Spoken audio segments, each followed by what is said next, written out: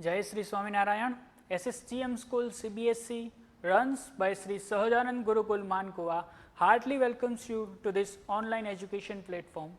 Students of class 10, today we will continue our chapter number 1 in our economic subject, that is development, and this is the third video of this chapter, and before this we made 2 videos. So in our previous 2 videos we discussed about some of the points that are written here. In our first video we discussed about what development promises different people's different goal. It means that different peoples can have different development goals, and it may be sometime it will be destructive, it means opposite also. Okay. Then we also discussed in our first video, that is income and other goals. It means not just income but also some of other goals that a person could have. It means इन लोगों के सिर्फ income के अलावा दूसरे कैसे goals हैं, दूसरे कैसी इच्छाएं, उनके एस्पायरेशन कौन कौन से हैं, उसके बारे में भी हमने पहले वीडियो में चर्चा यानी कि डिस्कस किया था. And then in our second video we discuss about national development. Okay, यानी कि राष्ट्र का डेवलपमेंट, विकास कैसे होता है, उसके लिए हमारे नोशंस कैसे होते हैं. Different people can have different notions of development for their country, यानी कि हर किसी इंसान के अपने अलग नोशंस होते हैं, अपनी अलग सोच होती है अपने देश के विकास के प्रति. सो उसके बारे में हमने डिस्कस किया था. Then in our second video we also discuss second point, that is how to compare different countries और state. It means how to compare 2 states or more than states with each other, and which type of criteria we have to use for the comparison. In that point we also discuss about average income. It means per capita income. So we will discuss these 4 points in our previous 2 video. Now in this video lecture of this chapter we discuss some of the more points and some other points of this chapter. So within this introduction of the chapter, let us begin the next point of this chapter, that is income and other criteria. Okay, so here I write it. Point number 5, that is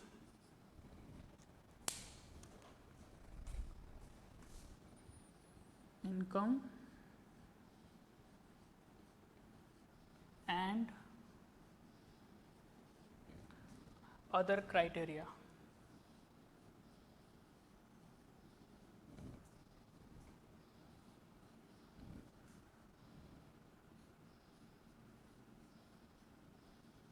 So students, in this video lecture, इस lecture में हम ये point को समझने वाले, that is income and other criteria. So when we looked in as a individual, we also, besides income, we also want other facilities just like equality, freedom, respect for other. So जब हम किसी देश को comparison के लिए किसी देश को कंपेयर करते हैं तो हम इनकम के अलावा और दूसरे भी पॉइंट्स हैं उसको भी ध्यान में लेते हैं. यानी कि सिर्फ इनकम ही मैटर नहीं करती, इसके अलावा भी जो दूसरी फैसिलिटीज़ हैं जो कि ह्यूमन बीइंग के हैप्पी लिविंग के लिए ज़रूरी है, उसके बारे में भी हमको सोचना चाहिए. So let us begin the next point, that is income and other criteria. So open your text book please. First of all page number 10 in your text book, that is income and other criteria. So when we looked at individual aspiration and goals, we found that people not only think of better income but also have goals such as security, respect for others, equal treatment, freedom, etc. in mind. तो जब भी हम किसी एक individual person या किसी एक इंसान की बात करें तो वो इनकम के अलावा, जैसे मैंने पहले भी आपको बताया कि वो इनकम के अलावा और दूसरे ऐसे भी उसके एस्पायरेशन, उसके डिज़ायर होंगे, जैसे कि सिक्योरिटी, उसको सिक्योरिटी चाहिए, respect of others, freedom, equal treatment. So this kind of facility and this kind of aspiration also have a individual person. So similarly, when we think of a nation or a region, we may, besides our average income, think of other equally important attributes. तो हम जब इसी तरह से पूरे देश की बात करें, अगर हम किसी नेशन, चलो हम अपने ही नेशन यानी कि अपने देश की बात करें, तो हम बिसाइड्स एवरेज इनकम यानी कि हमारी जो पर कैपिटा इनकम है, इसके अलावा और दूसरे ऐसे एट्रीब्यूट्स को भी हम कंपैरिजन के लिए लेंगे, यानी कि हम for the comparison of our country we also took some of the other facility, it means some of the other attributes for the comparison. So what could this attributes be? तो ये दूसरे ऐसे एस्पेक्ट, दूसरे ऐसे attributes कौन से होंगे? तो यहाँ पर एक एग्जाम्पल दिया हुआ है students. Let us examine this through an example. तो यहाँ पर एक एग्जाम्पल से हम इस बात को समझेंगे. So here in your textbook at the page number 10 on the top your right side there is a table number 1.3 which gives the per capita income of Maharashtra, Kerala and Bihar. So these three states is of our India. तो यहाँ पर हमारे भारत देश के 3 state दिए गए हैं और उनकी पर कैपिटा इनकम यानी कि एवरेज इनकम दी गई है. कौन से ईयर की है? ये है 2013 और 14 की. Okay, so this is the real per capita income of that year, but we do not go in deep, we just have to remember this रफली as a per capita income. Okay, we find that of the three. Okay, look at the table.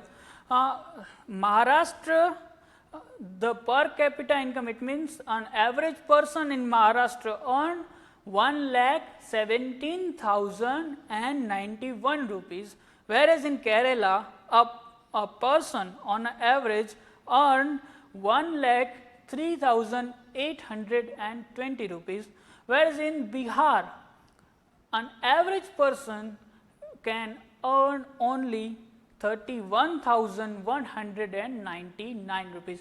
यानी कि अगर हम table number 1.3 को देखें तो हमको पता चलेगा कि महाराष्ट्र में जो कोई भी पर पर्सन एवरेज यानी कि एवरेज हर एक व्यक्ति कितना कमाता है?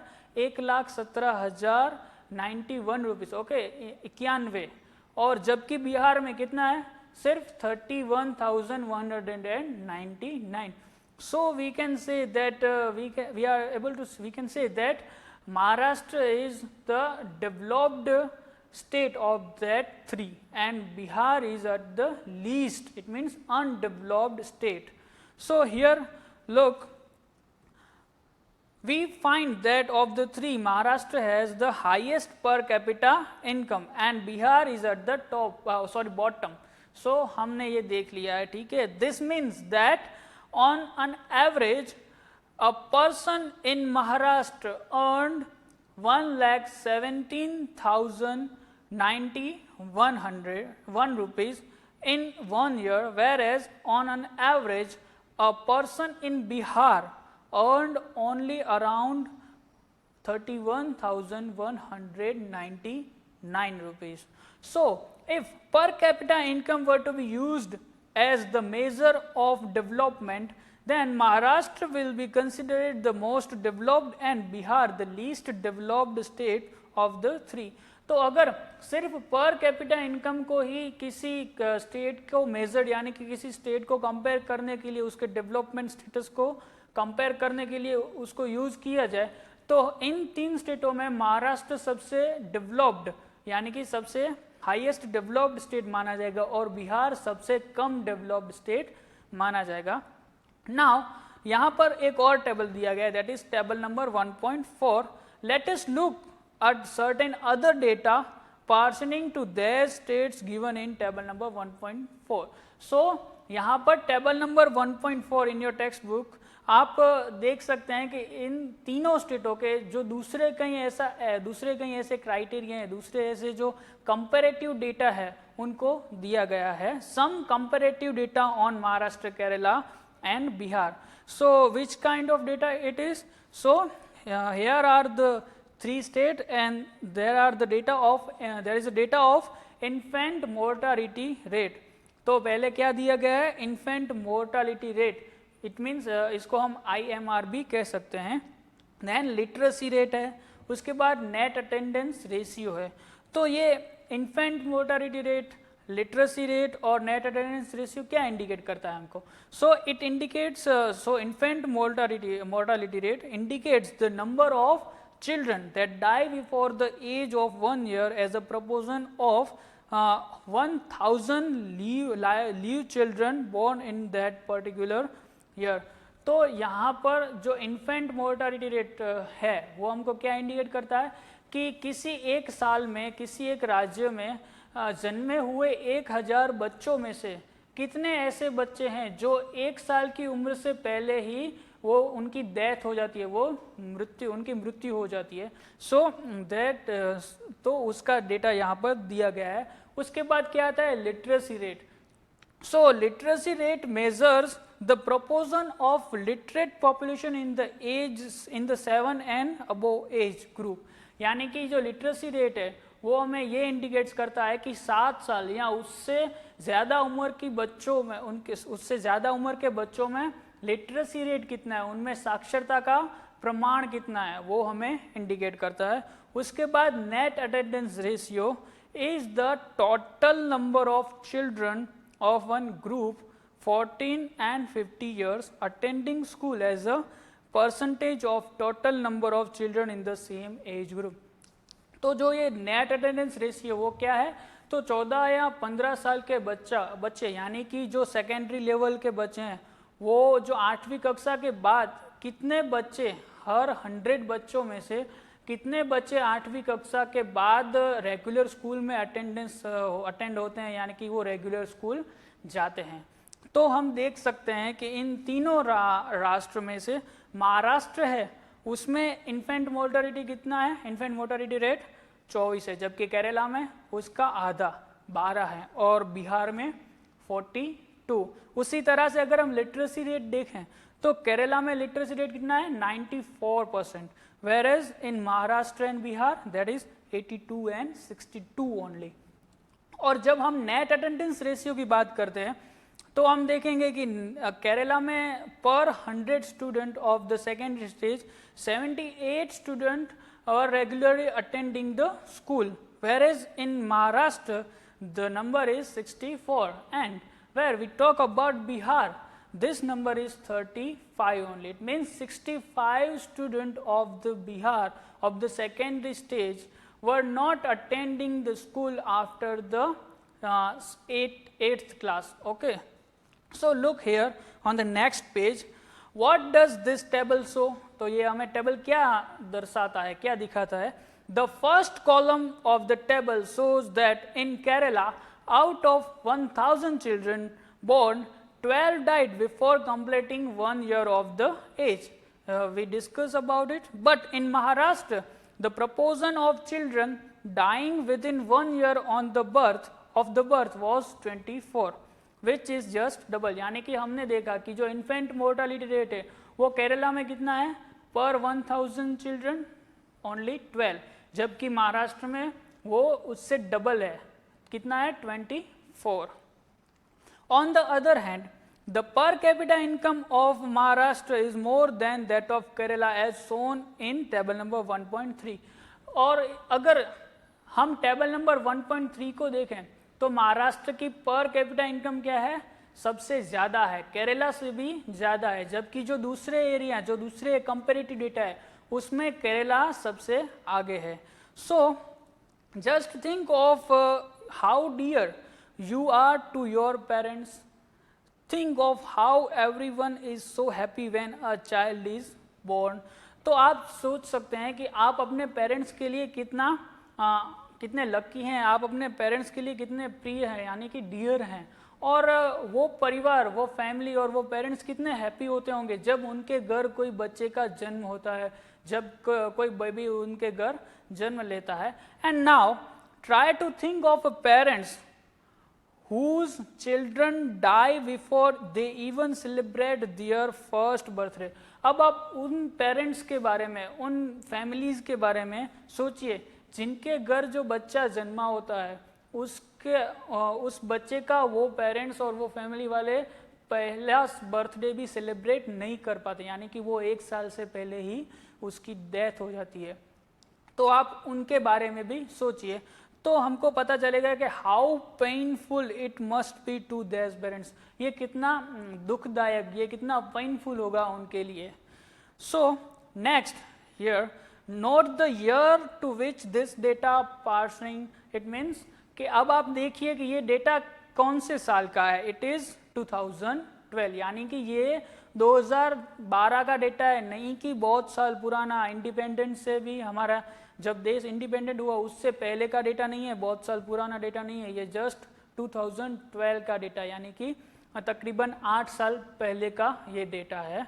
सो it is so we are not taking of old times, it is more than 65 years after independence when our metro cities are full of high rising buildings and shopping malls।